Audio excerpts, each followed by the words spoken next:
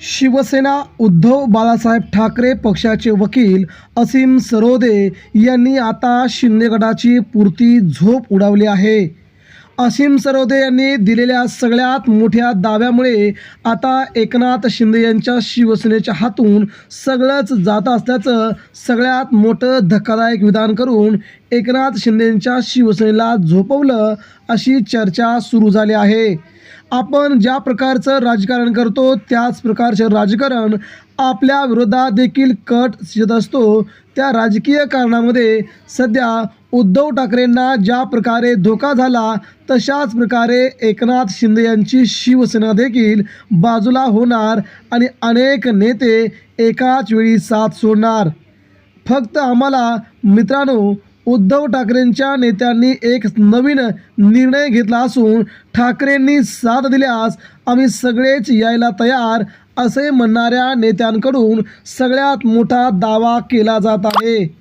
उद्धव ठाकरेंच्या शिवसेनेकडे आता एकत्रीकरणाचे वारे वाहू लागले असतानाच एकनाथ शिंदे यांना सोडून संपूर्ण शिवसेना मी एकत्र करायला तयार असल्याचं शिवसेनेकडून सांगण्यात येत आहे।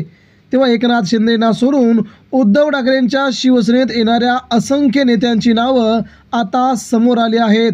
दुसरीकडे असीम सरोदे यांनी सगळ्यात मोठा दावा करत एकनाथ शिंदेंच्या हातातून पक्ष आणि चिन्ह आता गेल्यात जमा झालं असून आता फक्त औपचारिकता बाकी आहे, तो निकाल ठाकरेंच्या बाजूने येणं एवढंच बाकी असून आता एकनाथ शिंदे यांच्या शिवसेनेच्या हातामध्ये दुसरं काहीच उरणार नाही असा दावा असीम सरोदे यांनी केला आहे।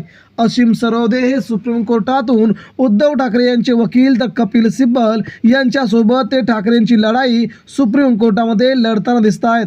यावेळी घटनातज्ञ उल्हास बापट यांनी देखील त्यांच्या मनाला त्यांच्या विधानाला प्रतिक्रिया देत म्हटलं आहे की आता जवळजवळ आमदारांची अपात्रता बाजूला सारलीच, परंतु पक्ष आणि चिन्ह दोन्हीही बाजूला सरून 6 वर्षाची बंदी देखील निर्णय येऊ शकतो आणि पक्षाचं चिन्ह गोठवलं जाऊन एकनाथ शिंदेंच्या शिवसेनेला नवीन चिन्ह देखील दिलं जाऊ शकतं आहे।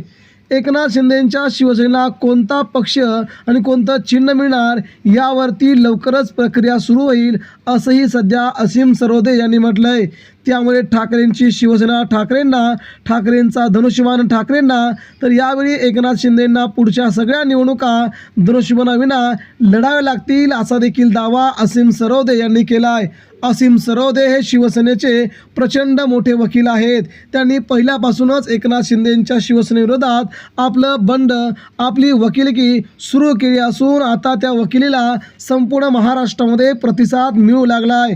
दुसरीकडे मित्रांनो पाहायला लागलं तर भारतीय जनता पार्टी देखील एकनाथ शिंदे यांच्या शिवसेनेच्या विरोधात आता उतरली आहे। एकनाथ शिंदेंच्या हातामध्ये पक्ष आणि चिन्ह देऊन आपण चुकलो, आपल्याला शिंदेंचेच आमदार फोडायचे होते, पण पक्ष आणि चिन्ह कसं गेलं हा विचार सध्या भारतीय जनता पार्टी करू लागली आहे।